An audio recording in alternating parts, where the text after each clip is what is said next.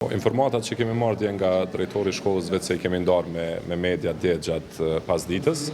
Dhe sot që po flasim tash me ju, vetë se kemi një ekip të drejtorisë të arsimit që ka shkuar në shkollë dhe aktualisht është duke marrë informata të plota, duke parë dokumentacionin dhe gjithçka tjetër që ka quar të një aktivitet i tillë, pa lejen dhe, siç e tha dhe kryetari, pa njoftimin e drejtorisë apo kabinetit. Në bazë të proces verbalit që do të nxjerrim sot më së largu të hënën nga